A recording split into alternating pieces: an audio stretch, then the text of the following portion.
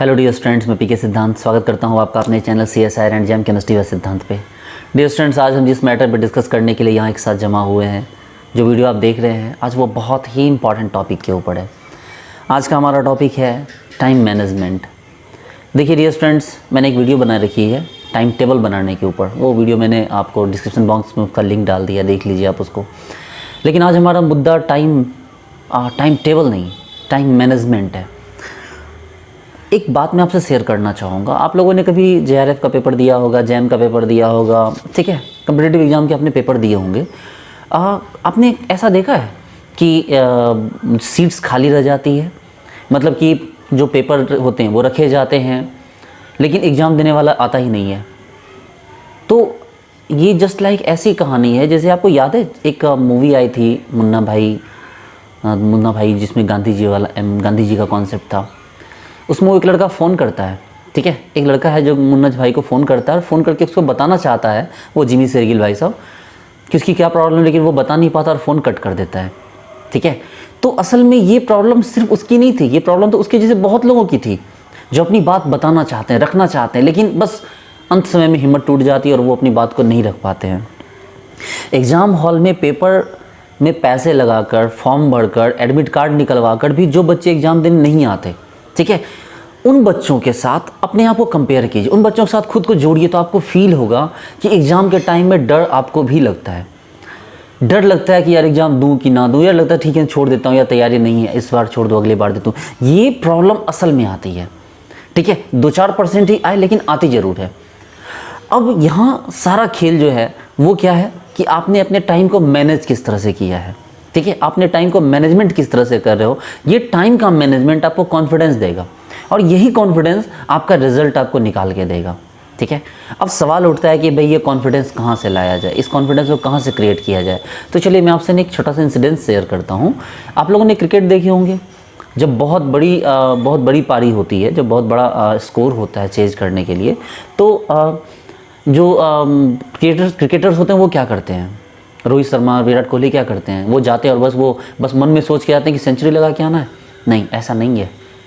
वो ये नहीं सोच के जाते कि सेंचुरी लगा के आना है, वो सोचते हैं कि हम जाते हैं, पहले वो टारगेट रखते हैं 20 रन का, पहले 20 रन का टारगेट रखा उन्होंने, फिर 20 रन के बाद फिर वो क्या करते हैं कि वो टारगेट रखते हैं कि 40 रन तक जाना है। 40 के बाद वो टारगेट रखते हैं ठीक है 50 बनाना है, 50 के बाद वो टारगेट रखते हैं ठीक है 80 पार करना है, फिर 80 के बाद टारगेट करते हैं कि नहीं 90 पार करना, 90 पार करने के बाद फिर सोचते हैं कि भाई 95 पार करना है, फिर सोचते हैं भाई सेंचुरी बना लेनी है। तो ये खेल है असल में, यानी सारा खेल टाइम मैनेजमेंट का, सारा खेल मैनेजमेंट का है, ठीक है। ये मैनेजमेंट ही है जो कि सचिन भाई साहब रिकॉर्ड तोड़ दिए 99 पे आउट होने का, और बहुत सारे ऐसे खिलाड़ी जिनके नाम नंबर सेंचुरीज हैं लेकिन ऐसे रिकॉर्ड्स नहीं हैं। देखिए समझिए कि एज ए स्टूडेंट लोग क्या करते हैं। एज ए स्टूडेंट लोग चार तरह के टारगेट रखते हैं, ठीक है। एक रखते हैं वो long term target, long term achieve में आपको ये टारगेट सेट कर लॉन्ग टर्म गोल होता है। दूसरा होता है उनका शॉर्ट, आपको मीडियम टाइम। तीसरा होता है उनका शॉर्ट टर्म, और चौथा होता है इंस्टेंट गोल, ठीक है। तो 4 गोल्स हमारे पास हैं, ठीक है, long term, medium, short term और साथ में आपको इंस्टेंट गोल्स। प्रॉब्लम ये है कि 95% student long term goal set करते हैं। वो सोचते हैं कि ठीक है कर लेंगे, ठीक है, 2020 चल रहा है भाई, 2022 तक हम कर लेंगे, ठीक है, इस बार नहीं अगले बार वाला एग्ज़ाम क्वालिफाई कर लेंगे, ठीक है, 2 साल का टाइम है मेरे पास, हम कर लेंगे, मैं कर लूँगा, मैं कर लूँगी। ये सोच असल में उनको ना एक रिलैक्स देता है। ये वही वाली बात है ना कि जब हमें पता हो कि हमें स्कूल जाना है 10 बजे, ऑफिस जाना हो 10 बजे, और सुबह के 7 बजे उठ गए, तो हम ये नहीं सोचते हैं कि उठ के अपने जो बाकी के होमवर्क हैं वो कर लें, ठीक है, घर के कामों में हाथ बटाते हैं। क्या सोचते हैं, ठीक है ना अभी लेट है, 1 घंटा और सो जाते हैं, अच्छा ठीक है एक थोड़ी देर और सो जाते हैं कि तो लेट है जाने में ना, और करते करते फिर वहाँ क्या होती है, बाकी ये काम करते करते लेट हो जाती है। मैंने बहुत से लोगों को देखा है, अगर 9 AM में ऑफिस जाना है, वो 7 AM उठ सकते हैं, लेकिन उठ के फिर वो सो जाते हैं, और वो क्या करते हैं कि ऑफिस जाने से ठीक 15-20 मिनट पहले उठते हैं, और इतना लेट हो जाता है कि फिर उनको क्या होता है, फिर वो जाते हैं ऑफिस और मतलब बाकी काम करते करते उनको फिर देर हो जाती है। तो समस्या समझिए, समस्या कहाँ है? समस्या ये है कि 95% स्टूडेंट जो होते हैं वो लॉन्ग टर्म गोल सेट करते हैं, और जो लॉन्ग टर्म गोल सेट करने वाले 95% बच्चे होते हैं उसमें 90% बच्चे फेलियर हो जाते हैं। और क्या बताऊँ मैं आपको कि 95% बच्चे जो कि लॉन्ग टर्म गोल सेट करते हैं उनमें से 90% बच्चे फेल हो जाते हैं, क्योंकि वो कंफर्ट जोन में चले जाते हैं। अब मैं आपको बताता हूँ, आप सुनोगे मेरी बात कि मैं आपको क्या बताने वाला हूँ? अगर आप सुन सकते हो और आप कर सकते हो, सुनने वाली बात नहीं, अगर आप कर सकते हो तो आप यहाँ से वीडियो कंटिन्यू करो, अदरवाइज आप यहाँ से वीडियो को स्किप कर दो। मैं आपको बोल रहा हूँ, पीके सिद्धांत में आपको बोल रहा हूँ कि आप यहाँ से वीडियो स्किप कर दो। लेकिन अगर आप नहीं करना चाहते, अगर आप चाहते हो कि नहीं आपको JRF करना, जैम करना, आपको क्वालिफाई करना चाहते हो, तो मेरी बात को सुनो, मैं क्या बता रहा हूँ। देखिए, अल्टीमेटली आपको क्या करना होगा, आपको भी उन क्रिकेटर्स की तरह ही अपने शॉर्ट टर्म के साथ साथ आपको इंस्टेंट गोल्स आपके सेट करने होंगे। इंस्टेंट गोल का मतलब हुआ कि आपके पास 2 दिन, 1 दिन, 3 दिन या मैक्सिमम पूरे वीक का आपके पास डायग्राम होने चाहिए।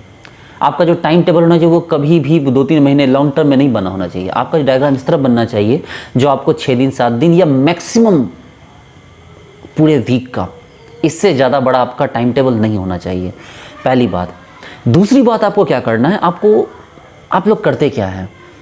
आपको लगता है कि सर पढ़ने के लिए टाइम सुबह 7 बजे उठे, 7 से 9, 9 से 11, 11 से 1 ये टाइम करके सर हमने सेट कर लिया कि सर मैं दिन भर में 8 घंटे की सेल्फ स्टडी करनी है। ओके, 8 घंटे की सेल्फ, में ध्यान से सुनिए मेरी बात को, आपने 8 घंटे की सेल्फ स्टडी का टाइम अपने दिन भर के लिए जोड़ रखा है, ठीक है। आप 8 घंटे टाइम पास करके पूरा भी कर देते हो। कभी बैठ मतलब मोबाइल चलाते चलाते पढ़ लेते हो, पढ़ते पढ़ते मोबाइल चला लेते हो, कभी टीवी देख लेते हो, कभी फ्रेंड से बात कर लेते हो, कभी घूम आते हो, ठीक है, कभी इधर चले जाते हो, कभी उधर चले जाते हो। भाई सब सुनो मेरी बात को, माँ बाप पैसे खर्च कर रहे हैं, ठीक है। मैं भी जो हूँ ना, मैं भी एक फार्मर का बेटा हूँ, मेरे पापा भी किसान हैं। बहुत मुश्किल से मैंने इस चीज़ को आज मैं यहाँ तक पहुँचा हूँ। इसलिए जब मैं कुछ बताता हूँ तो मुझे गुस्सा आने लगता है खुद पर, और गुस्सा आता है उन बच्चों पर जो नहीं समझना चाहते, जो बच्चे अपने कंफर्ट जोन से बाहर ही नहीं निकलना चाहते। जो बच्चे अपने कंफर्ट जोन से बाहर नहीं निकलना चाहते उन बच्चों को तो सच बता रहा हूँ, उनको तो ना टांग कर मारना चाहिए। जैसे पुराने ज़माने में टीचर लोग मारते थे ना बच्चों को, वैसे टांग के उनको, उनके गार्जियन को मारना चाहिए जो बच्चे अपने कंफर्ट जोन से बाहर नहीं निकलना चाहते। अरे भाई रिलैक्स हैं, मोबाइल पे मूवी देख रहे हैं, प्राइम अमेजॉन प्राइम इंस्टॉल कर लिया है, नेटफ्लिक्स इंस्टॉल कर लिया है, मज़े से मूवी देख रहे हैं। नहीं कुछ होता तो जाते हैं 10 रुपये में 5-6 मूवी भरवा के लाते हैं, मज़े से देखते हैं मूवी, ज़िंदगी कंफर्ट जोन में चल रही है। ऐसे ही हो जाता है भाई, यही लाइफ है। ऐसे करके निकाल लोगे, JRF कर लोगे, निकाल लोगे, कहीं का असिस्टेंट प्रोफेसर बन जाओगे, कर लोगे कुछ भी। इतना आसान होता ना भाई साहब, तो हर एक कॉलेज के बच्चे जो थे JRF कर रहे होते, ठीक है। हज़ारों बच्चे एग्ज़ाम देते हैं, लाखों की संख्या में, तब जाके कुछ 100 में बच्चे सेलेक्ट होते हैं। इसका ये मतलब नहीं कि ये टफ़ है, मतलब ये है कि 95% जो बच्चे होते हैं, 90% जो बच्चे हैं बोगस होते हैं। बुरा लग रहा है ना, पता नहीं आपके बारे में बोल रहा हूँ या नहीं बोल रहा, बट 90% बच्चे बोगस होते हैं। 10% बच्चों में ही कंपटीशन होता है। मैं चाहता हूँ 10% बच्चों में से मैं आपको 1% बच्चों के बीच ले आऊँ। वो जो 10% स्टूडेंट है ना, उन 10% स्टूडेंट में से मैं आपको 1% स्टूडेंट के बीच ले आऊँ जो जाके एग्ज़ाम को तोड़ फोड़ के रख देते हैं, ठीक है। जिनके जाने से लगता है लोगों कि नहीं भाई ये आया है, ये बंदा एग्ज़ाम क्वालिफाई करके ही लौटेगा, ये ऐसे खाली हाथ नहीं जाएगा, एग्ज़ाम का रिजल्ट लेके लौटेगा। तो मेरी बात को ध्यान से सुनिए। स्माइल करना, मुस्कुराना, जोक सुनाना, ये सारी चीज़ें ना एक सेकेंडरी चीज़ें हैं। ये हर वक्त अच्छी नहीं लगती, कभी कभी ना मतलब बहुत अंदर से पैसन लाना पड़ता है, पैसन जुनून लाना पड़ता है। ऐसे नहीं होता है कि बस खेल रहे हैं, कूद रहे हैं, क्रिकेट भी खेल लिए, घूम फिर भी लिए, किसी दोस्त की बर्थडे पार्टी में चले गए, दोस्त की शादी में चले गए, घर भी चले गए, दोस्तों को मार्केट घुमा दिया, कोई घर से आया उसको पूरा शहर घुमा दिया और बस हो गए। कि ये जो होता है ना, ये तुम एक्चुअली अपने पैर पे कुल्हाड़ी मार रहे हो, और तुम अपने पैर पे कुल्हाड़ी नहीं मार रहे हो, अपनी फैमिली के पैर पे कुल्हाड़ी मार रहे हो, अपनी फैमिली के सर पे कुल्हाड़ी मार रहे हो। तो जो मैं बता रहा हूँ, हो सकता है कि आपको मेरा एग्रेशन बुरा लग रहा हो, मुझे भी पता है कि बुरा लग रहा होगा, बट कोई नहीं, मुझे बुरा नहीं लग रहा। तो सबसे पहले तो आपको क्या करना है, आपको शॉर्ट टर्म गोल सेट करने हैं। आपके पास मैक्सिमम 1 वीक का प्लान होना चाहिए। अब जब आपके पास 1 वीक का प्लान होना चाहिए तो आपके पास एक डायरी होनी चाहिए, छोटी सी, कोई भी डायरी, नई पुरानी कोई भी डायरी, ठीक है। कोई भी डायरी आप अपने पास रखो, ठीक है। अब इस डायरी में क्या करो कि आप अपने एकदम बिल्कुल अपने दिल के पास रखो, यूं सोचो ना कि आपके लव का लव लेटर है, उसको कैसे अपने दूर कर दोगे। सोचो कि लव लेटर है और कोई देख लेगा तो आपकी धुनाई हो जाएगी, ये सोच के रखो, उसके पास अपने पास रखो, खोल के रखो। डेट लिखो, आज की फलानी तारीख है, आज कितना पढ़ा आज आपने, क्या टाइम था? सुबह 7 बजे उठना था, 7 बजे से 9 बजे तक हमें ऑर्गेनिक केमिस्ट्री पढ़नी थी। 7 से 9 आपने पढ़ा कायदे से, एसेंसिव वाली पढ़ाई, तो लिखो 2 आवर। नहीं पढ़ा तो लिखो -1 आवर। टाइम कितना गया? 2 घंटे, लेकिन लिखो नीचे -1 लगा अगर आपने 1 घंटे लेट से पढ़ाई शुरू की है। 9 से 11 जो है आपको इनऑर्गेनिक का कोऑर्डिनेशन पढ़ना था, उसमें बगल में रखा है 9 से 11, ठीक है। 9 से 11 में आपने क्या क्या किया? आपके फ्रेंड का फ़ोन आ गया, आप फ्रेंड से फ़ोन पे बात करने लगे, बात करने में आपने 20 मिनट निकाल दिया, और 20 मिनट के बाद आपने क्या किया? 10 मिनट इधर उधर घूमे और पता चला इसेंशियल वाली पढ़ाई अपने 1.5 घंटे की। फिर लिखो 2 घंटे और उसमें से आधे घंटे काट कर हटा दो। फिर आपका जो भी टाइम शेड्यूल है, सपोज करो आपने 8 घंटे का शेड्यूल बना रखा है पूरे दिन का, आपने 8 घंटे का शेड्यूल बना रखा है पूरे दिन का, तो आज 8 घंटे में आपने पढ़ने बैठे आप 10 घंटे और उसमें से पढ़ाई करिए आपने 5 घंटे। तो अब आपको क्या करना है? जो 3 घंटे का टाइम था वो आपका बट्टे खाते में नहीं जाने चाहिए, वो आपका नेगेटिव में गया। आपने पढ़ा कितना? 5 घंटा। पढ़ना कितना था? 8 घंटा। आपने 3 घंटे कम पढ़े हैं। अब इस 3 घंटे को उस डेट के साथ माइनस लगा के रख दो। मैं दिखा रहा हूँ आपको डायग्राम, टेंशन मत लो, ठीक है। कितना पढ़ा आपने? आज आपने 5 घंटे पढ़े। ये पता है क्या है? दिख रहा है? नहीं दिख रहा है? ये है ग्राफ कॉपी, ये है ना, ये बदलेगा आपकी लाइफ, इसकी हेल्प से बदलेगा आपकी लाइफ। अब आप क्या करोगे? समझो बात को। ये दिख रहा है?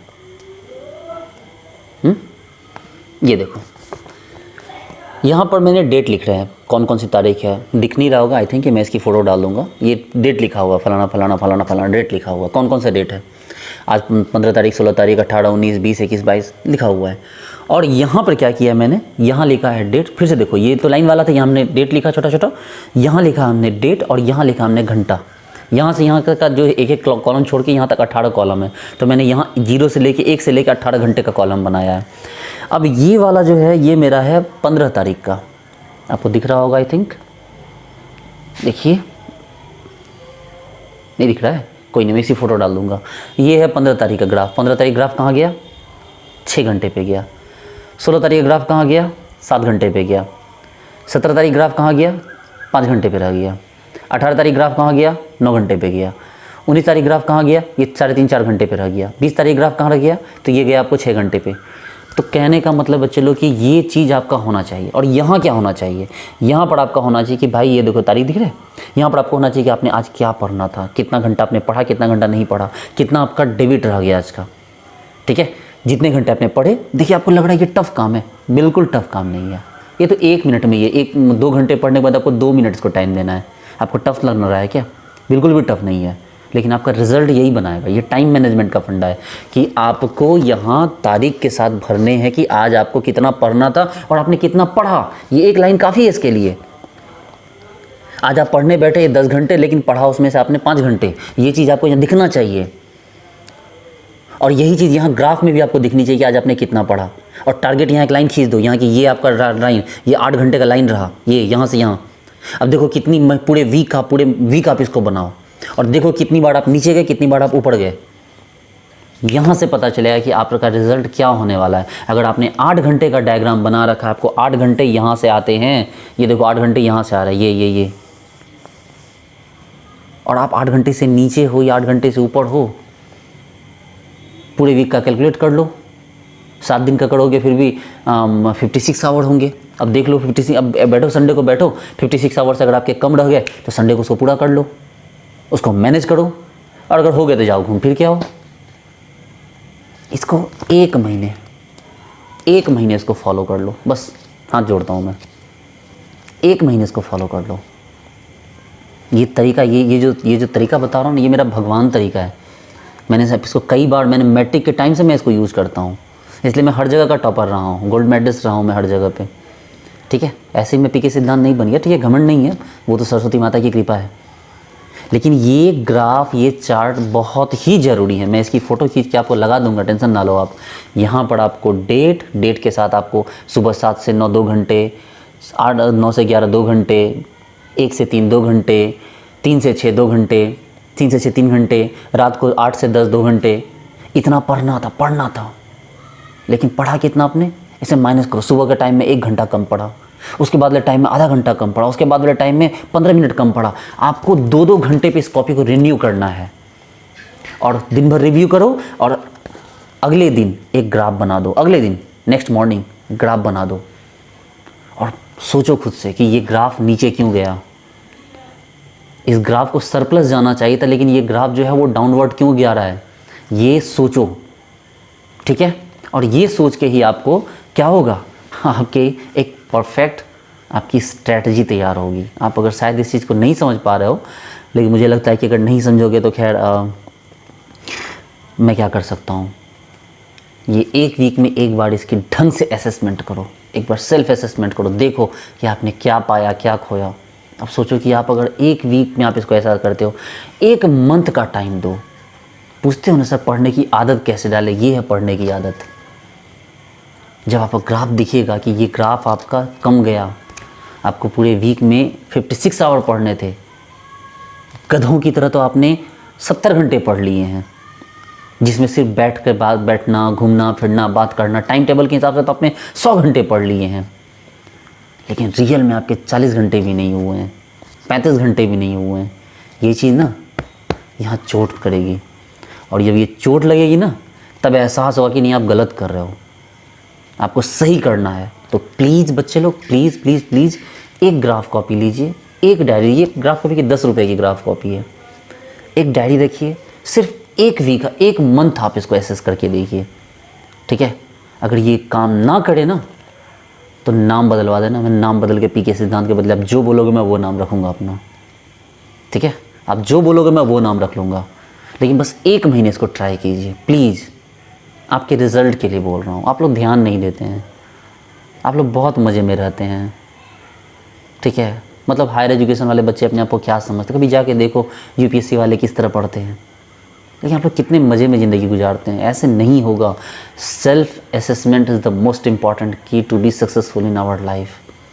अगर जहाँ सेल्फ असेसमेंट नहीं है वहाँ कुछ नहीं है, और ये सेल्फ असेसमेंट का सबसे बेहतर तरीका है।